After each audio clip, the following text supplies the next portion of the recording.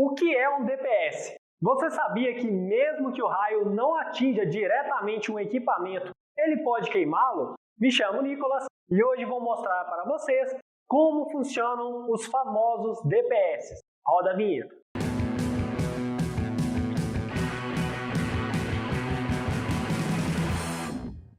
O DPS é um dispositivo de proteção contra surtos e, como o próprio nome já diz, sua função é evitar que o surto elétrico queime os equipamentos.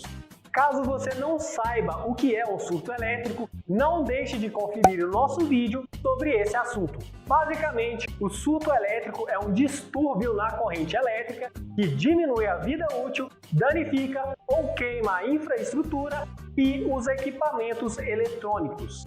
O DPS funciona como uma chave aberta que será adicionada em paralelo ao sistema e o seu funcionamento é bem simples. Ao detectar o aumento na tensão da rede elétrica ou de sinal provocada por um surto elétrico, o DPS fecha o circuito imediatamente, conduzindo a corrente do surto para o aterramento em milésimos de segundo, através do condutor PE ou PEN.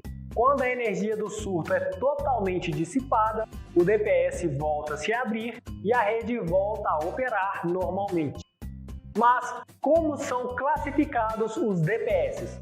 Os DPS podem ser divididos em 3 classes, que variam de acordo com a aplicação. A classe 1 do DPS é específica para a proteção dos efeitos diretos da corrente do raio, sendo responsável por desviar a maior parte da energia altamente destrutiva da descarga atmosférica, que é capaz de causar inclusive incêndios.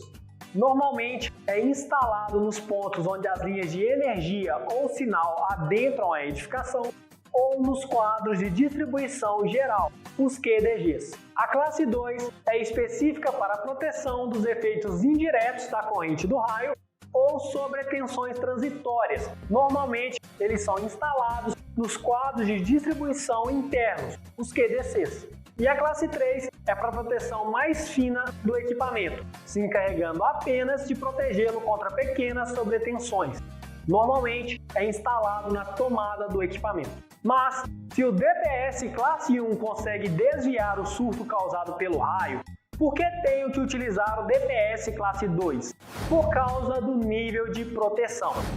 Ele é o valor máximo de tensão residual a que estará sujeita a rede protegida e os equipamentos após a atuação dos DPS. Todos os equipamentos são projetados para suportar certos picos de tensão. Normalmente, os equipamentos alimentados pela rede elétrica suportam até 2,5 kV, enquanto que os equipamentos alimentados pelas linhas de sinal suportam até 1,5 kV. O DPS classe 1, por padrão, reduz a tensão do surto do raio para até 4 kV. O DPS classe 2 reduz a tensão residual do DPS classe 1 para até 2,5 kV, evitando que os equipamentos queimem. Mas atenção! É fundamental a coordenação entre o DPS classe 1 e o DPS classe 2. Essa coordenação normalmente é garantida pelo fabricante do DPS.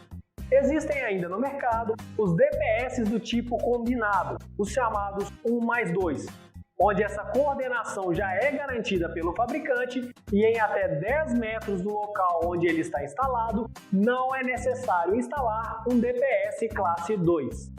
Em alguns casos, é necessária uma proteção bem mais refinada ou o equipamento está a mais de 10 metros do DPS classe 2.